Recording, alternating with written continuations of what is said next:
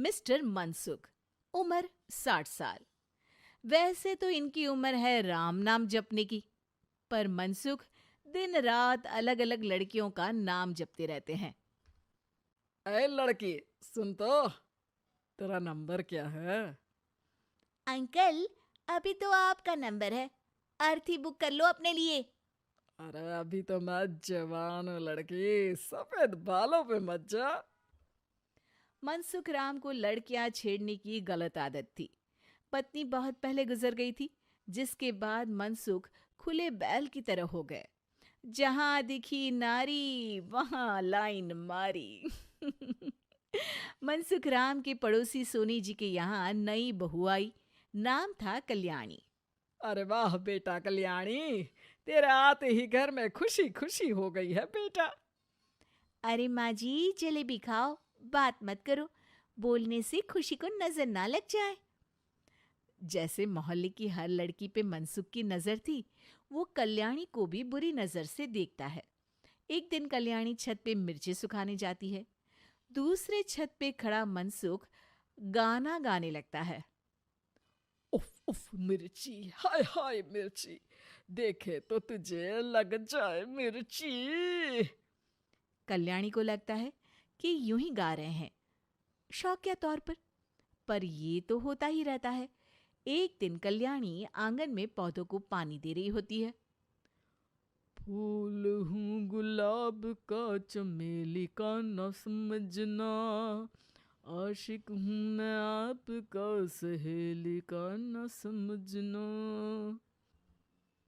कल्याणी को ये बात बहुत अजीब लगती है, क्योंकि शायरी बोलते वक्त मनसुख उसी की तरफ देख रहा था। वो अंदर जाती है और अपनी सास को कहती है, ये जो हमारे पड़ोसी हैं। अरे दूर रहना उससे। हाँ, दूरी रहूंगी, पर ये थोड़े अजीब नहीं है? अरे अजीब, आवारा, ठरकी, पता नहीं क्या क्या आदमी है वो। हर लड़की पर नजर डालता है वो। उसकी उम्र की वजह से कोई उसे कहता नहीं। बाकी उसे आसपास रखना भी नहीं चाहिए। अरे पर ऐसे थोड़ी ना चलेगा, एफआईआर करवा देनी चाहिए। हवालात में हवा और लात खाएंगी तो समझ जाएंगे। अरे यही तो दिक्कत है ना समाज की।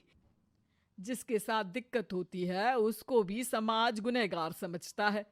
लड़की अगर बोल दे कि फलाने ने मुझे छेड़ा है, तो कुछ लोग तो ये कहने लगते हैं कि लड़की की भी रजामंदी होगी ही।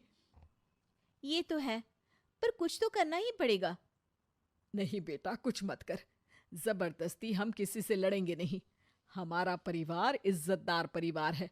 कीचड़ में जाएंगे तो हम भी तो गंदे हो जाएंगे ना। लेकिन सासू माँ, कीचड़ में जाए बिना गंदगी कैसे साफ होगी? अरे बेटा, मैं तो यही कहूंगी कि तू नई बहू है। अपना रुतबा बना बाकी औरतों में। अपनी समझदारी से, अपने काम से इन चक्करों में मत पड़ बेटा।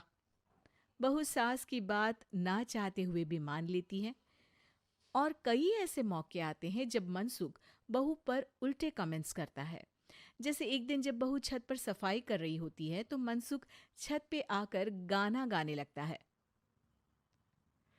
तेरा ध्यान किधर है, तेरा हीरो इधर है, तेरा हीरो इधर है। मेरा ध्यान तो आपकी हरकतों पे ही है। थोड़ा आप भी ध्यान दो कि क्या कर रहे हो आप। अरे बहुत तीखी हो, और मुझे मिर्ची पसंद भी है। अरे वाह। बुढ़ाओ कहीं के। बहू वापस अपने कमरे में नीचे चली जाती है। वो किसी को बताती नहीं है कि आज मनसुख ने उसे क्या कहा, ताकि घर में टेंशन ना हो। एक दिन बहू घर के बाहर रोड पर ठेले वाले से सब्जी खरीदने जाती है। भैया, प्याज के भाव कम करो ना, बिना प्याज काटे ही रुला दोगे वरना। तभी बहू की नजर मनसुख पर पड़ती है, जो वहां से गुजर रही एक लड़की को देखकर कहता है, शीशी भरी गुलाब की, पत्थर पे फोड़ दूं। तेरे लिए तो जाने मन जीना भी छोड़ दूं। लड़की सहम जाती है। उसकी उम्र शायद 18-19 साल की रही होगी। बहू ने जब ये देखा कि मनसुख ने इतनी छोटी उम्र की लड़की को तंग किया है, तो वो घर में जाके अपने पति से कहती है, तुम्हारा पड़ोसी मनसुख। अरे बहुत नीच आदमी है। अरे कुछ करते क्यों नहीं उसका? अरे मैं क्या करूं? पड़ोस में गंदगी है, हटानी तो पड़ेगी ना। मेरा साथ दोगे? दूंगा, लेकिन करना क्या है? हम फंसेंगे तो नहीं ना? डरो मत, अच्छे काम करने से डरना नहीं चाहिए। उस दिन कल्याणी अच्छे से तैयार होती है और मनसुख के घर जाती है। अरे वाह, आज तो घर में चांद उतर आया है। आपकी शायरी, आपके गाने मुझे यहाँ खींच लाए। शाम को मेरे पति और सास घर पर नहीं रहेंगे। आप मेरे घर आ सकते हैं चाय पीने। अरे जरूर जरूर, मुझे पता था तुम समझदार हो, पर इतनी जल्द मुझे पसंद करने लगोगी ये नहीं सोचा था। चाय पे इंतजार रहेगा। मनसुख शाम को कल्याणी के घर चला जाता है। आप बेडरूम में बैठिए, वहां चाय पियेंगे। अरे वाह बेडरूम में चाय मनसुख हंसता हुआ बेडरूम में जाता है और वहां का नजारा देख के घबरा जाता है। वहां पर मोहल्ले की वो सारी लड़कियां खड़ी हैं जिनको आज तक मनसुख ने छेड़ा था। कल्याणी भी बेडरूम में जाके दरवाजा अंदर से बंद कर लेती है। अब बेडरूम से सिर्फ डम डम डिशुम डिशुम की आवाज आती है और बीच बीच में मनसुख की चीखें भी सुनाई देती हैं।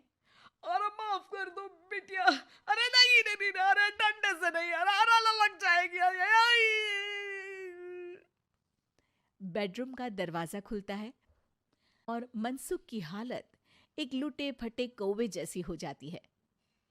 किए की सजा तो मिलनी ही थी आपको, लेकिन आपकी और आपसे ज्यादा हमारी इज्जत का भी ख्याल रखना था। इसलिए इस बार शांति से धर धर के धरना किया हमने आपकी। अगर जरूरत पड़ी तो बाहर जुलूस भी निकाल सकते हैं। आप ऐसी गलती नहीं करूंगा, मुझे माफ कर दो। बहू मनसुख को बाहर छोड़ने जाती है। मनसुख अपने घर की तरफ बढ़ता है। वैसे आपको चाय कैसी लगी? मनसुख अपने दुखते गाल पे हाथ रख के कहता है। कड़क